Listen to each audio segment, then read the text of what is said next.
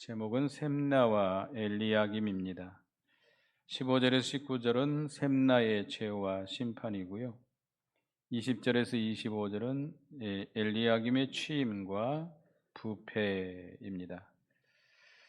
이 셈나와 엘리야김은 남쪽 유다 왕 히스기야 왕 때에 그 왕의 신임을 받아서 권력을 행사했던 그런 자들입니다. 여기 15절에 보면 주만군의 여호와께서 이르시되 너는 가서 그 국고를 맡고 왕궁 맡은 자 셈나를 보고 이르기를. 셈나는 여기 보면 국고를 맡았다. 또 국고를 맡고 왕궁을 맡은 자, 이런 그런 높은 지위의 사람인데, 이사야서 36장 3절을 보겠습니다. 이사야 36장 3절.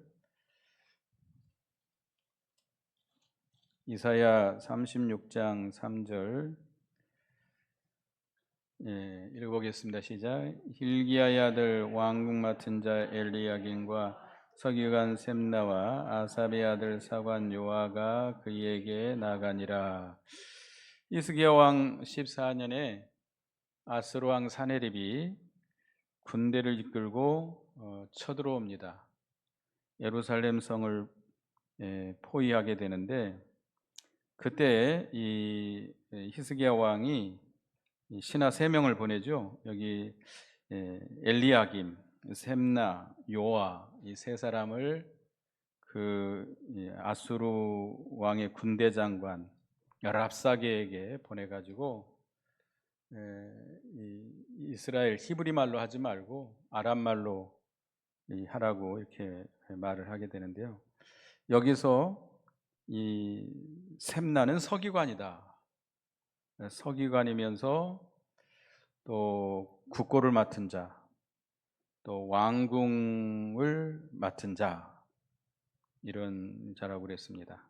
그래서 이 셈나라는 사람은 이 아수르가 쳐들어왔을 때 백성들로 하여금 애굽을 의지하도록 만들었습니다.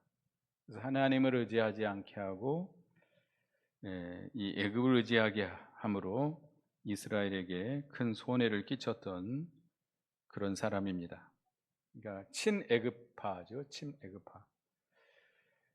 그래서 이 셈나는 그런데 그가 교만해져 가지고 히스기야 왕이 그를 등용을 해서 아주 권세를 누리다 보니까 그가 이 왕족과는 아무 관계가 없습니다. 근데 왕실의 묘실에 자기 묘실을 거기 팠다고 그랬습니다. 높은 곳에 자기 묘실을 팠고 반석 위에 자기를 위하여 처소를 쪼아냈다고 그랬습니다. 그래서 그는 그 자신의 권위를 영원토록 보존하기 위해서 그렇게 했던 것 같습니다. 그런데 그가 이스라엘 집에 수치를 끼친 죄로 인해서 그가 그 묘실에 묻히지 못하고 하나님께서 단단히 결박해 가지고 그를 장사같이 세게 던져버릴 것이다 그랬어요. 17, 18절에 보면 나 여호와가 너를 단단히 결박하고 장사같이 세게 던지되 반드시 너를 모질게 감싸서 곰같이 광막한 곳에 던질 것이라. 주인의 집에 수치를 끼치는 너여 내가 그곳에 죽겠고 내 영광의 수레도 거기에 있으리라. 그가 왕의 자리까지 높아진 거죠. 왕의 자리까지. 히스기야 왕이 그를 등용을 해서 높은 주위에 앉히니까 그가 주인의 자리, 그 왕의 자리까지 넘보는 겁니다. 그러다 보니까 하나님께서 그를 심판하겠다는 거죠. 주인의 집에 수치를 끼치는 자요 그랬습니다. 셈나가 하나님의 백성 유다 백성들로 하여금 하나님보다는 누구를 의지하게 했어요? 애굽 사람들, 애굽을 더 의지하게 했기 때문에 하나님의 집에 큰 수치를 끼치게 한 자입니다. 그래서 자기가 자기의 그 영화, 자기를 과시하기 위해서 영광의 수레를 만들고 높은 그러니까 왕실의 묘실에 자기 묘를 판 거죠.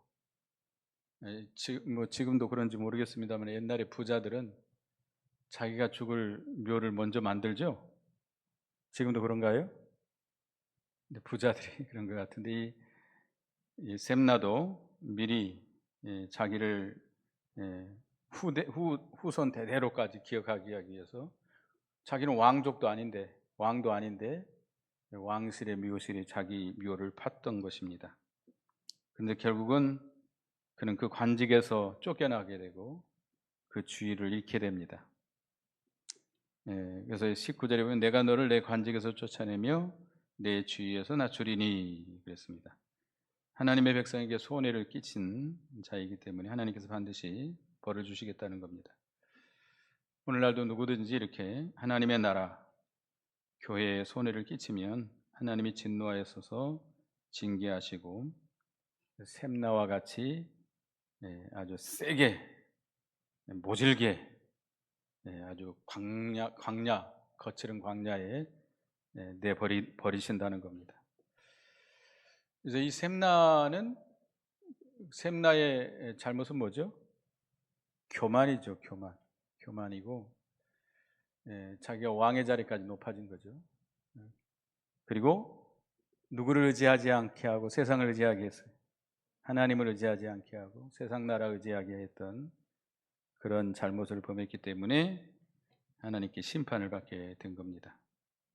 그래서 이 셈나라는 사람은 이제 그 서기관이고 상당히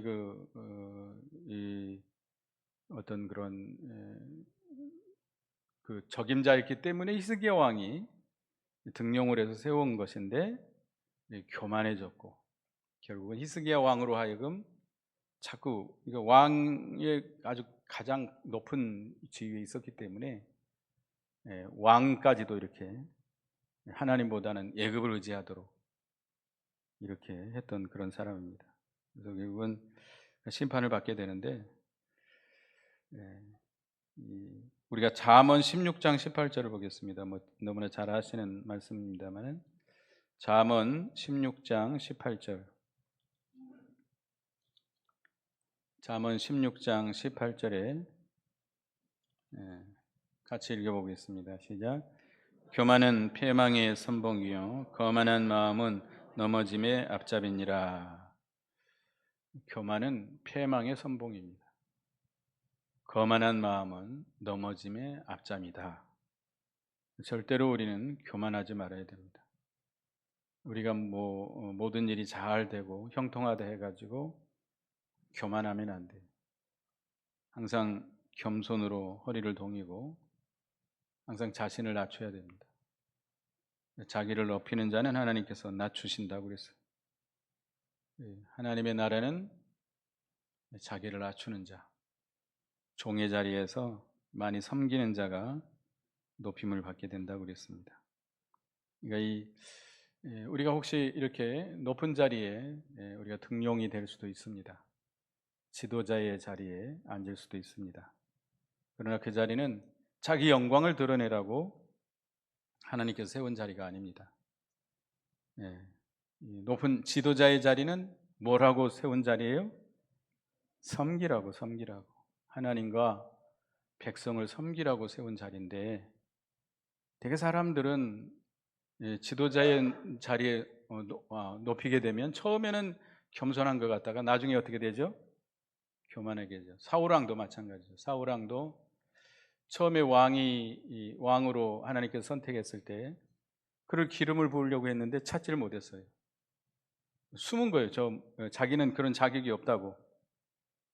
자기 지파는 이스라엘 지파 중에 가장 작은 지파 중에 하나라고. 이 사사기 시대의 마지막 사사기 끝날에 이 베냐민 지파가 망하게 됐죠. 다 망했었어요. 그래서 600명만 남게 됐는데 그 얼마 지나지 않은 때이기 때문에 베냐민 지파는 심히도 미약한 지파였어요. 그런 지파의 사울을 왕으로 세운다 하니까 자기는 거절했던 거죠.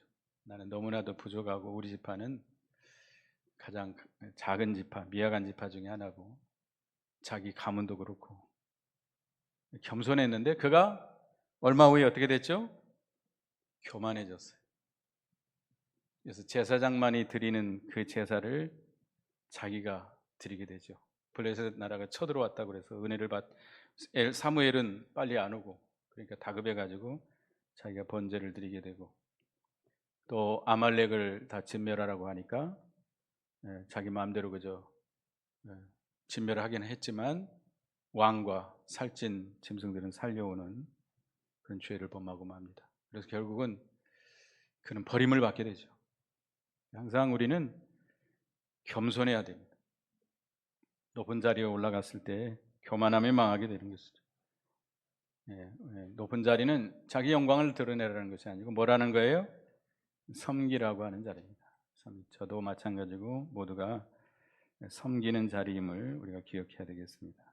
그래서 하나님께서 이 샘나를 폐위시키고 엘리야김을 세우게 되죠. 그래서 20절에 보면 그날에 내가 hil기야의 아들 내 종 엘리야김을 불러 내 옷을 그에게 입히며 내 띠를 그에게 띄워 힘있게 하고 내 정권을 그의 손에 맡기리니 그가 예루살렘 주민과 유다 집의 아버지가 될 것이며 셈나가 이렇게 교만해졌기 때문에 하나님께 셈나를 버리고 누구를 대신 세웠어요? 엘리야김을 대신 세웠다 그랬습니다. 이 엘리야김은 그 왕궁의 책임자, 열왕기하 18장 18절에도 나옵니다만은 왕궁을 맡은 왕궁의 책임자였습니다. 그래서 그 셈나가 맡았던 그 왕권 그런 지위를 엘리야김에게 대신 맡긴 겁니다. 네 옷을 그에게 입히며 내 띠를 그에게 띄워 힘있게 했다라고 하는 것은 셈나에게 맡겼던 그 정권, 그 지위를, 그 권세를 엘리야김에게 맡긴 것이죠. 그 다윗 왕의 아들 요나단이 다윗이 골리앗을 물리치고 돌아올 때 어떻게 했죠? 자기의 갑옷, 자기의 허리띠를 풀러서 다윗에게 주었죠. 요나단은 가만히 있으면 사울 왕을 뒤이어서 왕이 될 수 있잖아요. 그런데 다윗을 보니까 자기보다 훨씬 믿음이 있고 이 나라를 책임지고 이끌어갈 그런 적임자로 보고 어떻게 했어요? 자기의 지위, 자기의 권세, 모든 영광을 그에게 물려준 거죠. 요나단과 같이 참 그런 믿음의 사람인데, 근데 이 셈나는 하나님이 그렇게 벗겨서 엘리야김에게 대신 맡겨줍니다. 그래서 이 엘리야김이 유다 집에 그 유다의 정권을 맡고 유다 집의 아버지가 된다. 그랬습니다. 그래서 이 22절에는 내가 또 다윗의 집의 열쇠를 그에게 어깨에 두리니 그가 열면 닫을 자가 없겠고 닫으면 열 자가 없으리라. 이 다윗의 열쇠라고 하는 것은 다윗은 왕통이잖아요. 왕의 권위를 준다는 거예요. 다윗이 왕위를 계승하는 그 권세, 그러니까 다윗 유다 왕이 가진 권세를 이 엘리야김에게 준다는 겁니다. 그러니까 이 권세는 법을 제정하고 구속력 있는 결정을 하는 그런 권세죠. 최고의 권세입니다. 최고의 권세. 베드로에게 천국 열쇠를 주겠다고 그랬죠. 또 요한계시록 2장 빌라델비아 교회 3장에 그랬죠. 그 열면 닫을 사람이 없고 닫으면 열 사람이 없는 주님이 그 빌라델비아 교회에 무슨 문을 둔다?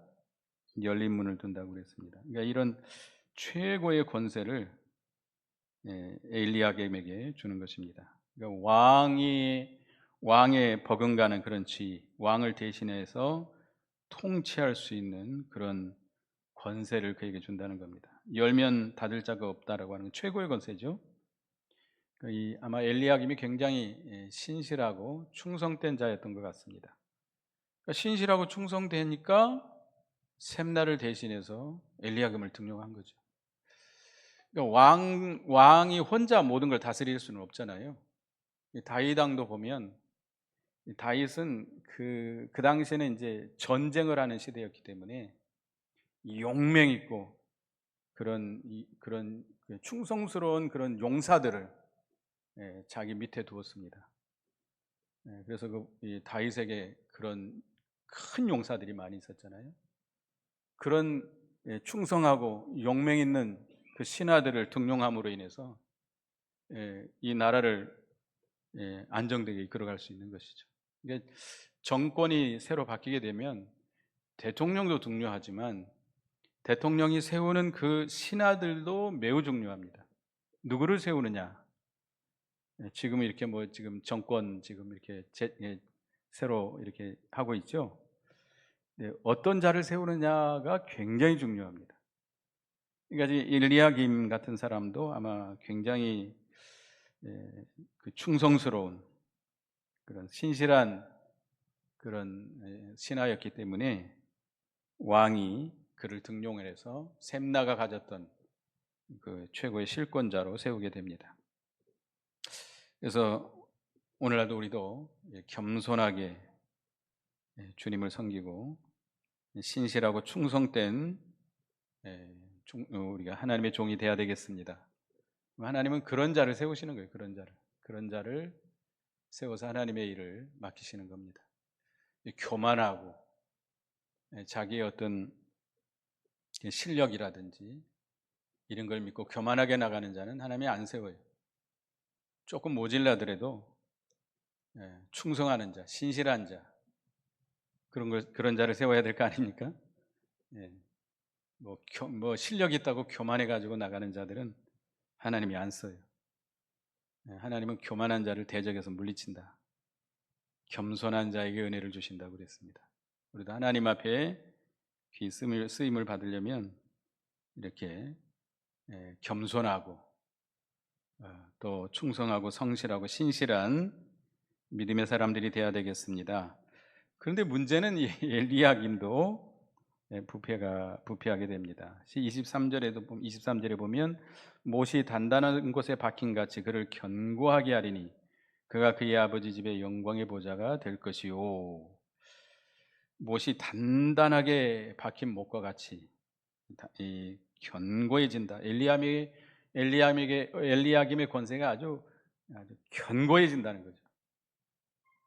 아주 견고해져서 그 집안의 가문의 영광이 된다. 가문의 가장 큰 권세가 크게 될 것이라는 거죠. 그래서 여기 24절에 보면 그의 아버지 집의 모든 영광이 그 위에 걸리리니 그 후손과 족속 되는 각 작은 그릇 곧 종지로부터 모든 항아리까지니라. 그 아버지 집의 모든 영광이 그 위에 걸린다. 그러니까 이 엘리야김의 권세에 그들이 다 거기에 예속이 된다는 거죠. 그러니까 다시 말하면 그 자기 가문 사람들을 등용하는 거죠. 엘리야김. 그러니까 우리가 한 사람이 지금은 그런 일이 거의 없습니다만 옛날에는 어떤 자기 가문에 가까운 친척이 높은 자리에 앉으면 그 집안 식구들이 많이 거기에 이게 등용이 되는 경우가 있잖아요. 옛날에 그 김종필 씨가 박정희 대통령 밑에서 최고의 권세를 누렸잖아요.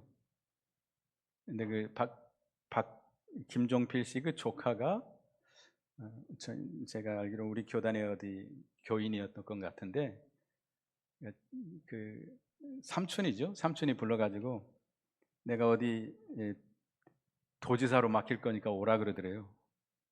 절대 안 간다고 그랬대요. 자격도 없는 사람을 자기 친척이라고 그런 자리에 앉히면 되겠습니까? 그러니까 이 엘리야김도 견고히 박힌 못이어가지고 가문의 모든 사람들이 엘리야김을 밟고 영광을 누린 거죠. 그 권세를 누리게 된 거죠. 그러므로 인해서 그 정권이 부패하게 된 겁니다. 그래서 여기 24절에 보면 그의 아버지 집의 모든 영광이 그 위에 걸리리니 그 후손과 족속되는 각 작은 그릇 곧 종지로부터 모든 항아리까지니라. 이 엘리야김을 등에 업고 그 가정의 뭐 종지로부터 항아리까지, 그러니까 그런 친족들이 권세를 누리게 되는 거죠. 족벌 정치를 하게 되는 것이죠. 그래서 결국은 그 권세가 부패하게 되고 썩은 목과 같이 부러지게 되고 그 권세를 의지하는 모든 사람들이 다 몰락하게 된다는 거죠. 그러니까 엘리야김을 통해서 등용했던 그 가문의 모든 사람들, 일시적으로 굉장히 권세를 누리고 영광을 누렸지만 그 정권이 어떻게 됐어요? 부패해졌다는 거예요. 그러니까 우리는 어떤 지도자가 나서든 자기 사람들, 족벌 정치를 하면 안 됩니다. 나와 반대편에 있는 사람이라 할지라도 실력이 있으면 그런 사람을 등용으로 해가지고 세워나가는 것이 중요합니다. 무조건 자기 사람, 자기 밑에서 충성했던 사람 세우게 되면 그 정권은 얼마 가지 못해요. 반드시 부패하게 돼 있습니다. 그죠? 지금 새로운 정부가 들어섰는데 무조건 내 사람, 나 밑에서 충성한 사람을 세우게 되면 부패하게 되는 거예요. 나와 관계없는 사람이라 할지라도 실력 있는 사람, 반대편에 있는 사람이라 할지라도 실력 있는 사람을 세울 때 그 정부가 부패하지 않습니다. 내 사람들만 세워놓게 되면 반드시 부패하게 돼 있어요. 그 정권 얼마 가지 못해요. 썩어버린 썩은 목처럼 거기에 걸려있는 모든 정권은 일시에 다 몰락하게 됩니다. 일시에. 우리가 많이 경험하고 있잖아요. 그래서 이 엘리야김은 처음에는 이렇게 단단한 몹처럼 그런 견고한 권세자였지만 그 권세에 기대고 의존하는 권석들이 많아지게 된 겁니다. 이게 족벌 정치, 친족 정치, 자기 사람들을, 그러니까 이게 아마 이 엘리야김이 그걸 끊어버리지 못한 것 같아요. 정치는 정치고 가문은 가문이고 따로 해야 돼요. 근데 자기 가문 사람들을 등용하다 보니까 그 자기 가문 사람들을 잘못하면 뭐 어떻게 다스릴 수 있어요? 자기 다 친척들이기 때문에. 그러다 보니까 부패해질 수밖에 없고 결국은 썩은 목과 같이 부러지게 되고 그것을 의지하던 모든 사람들이 한꺼번에 다 무너지고 몰락하게 된 것입니다. 그러니까 이 견고한 권세라 할지라도 하나님을 잊어버리고 남용하게 되면 반드시 무너지게 된다는 것을 우리는 기억해야 될 것입니다. 그러니까 이 엘리야김은 그 자신이 부패한 게보다는 사람을 잘못 쓰게 된 거죠. 자기 사람들, 자기 친족들, 자기 가문들을 등용해서 쓰는 바람에 부패하게 되고 몰락하게 된 겁니다. 그러니까 이 셈나와 엘리야김 좀 다르죠. 이 셈나는 스스로 교만해진 자고 교만하고 하나님보다는 누구를 의지하게 했어요? 세상 나라. 아주 그래서 그 히스기야 왕이 근심거리가 됐던 그런 사람이었기 때문에 하나님께서 그를 버리게 됩니다. 그리고 엘리야김 자신은 참 신실하고 충성된 종이었지만 그가 그 가문들, 각 친족들을 배제시키지 못함으로 인해서 그 정권이 부패하게 되고 몰락하게 됩니다. 우리가 이것을 교훈 삼아야 되겠습니다.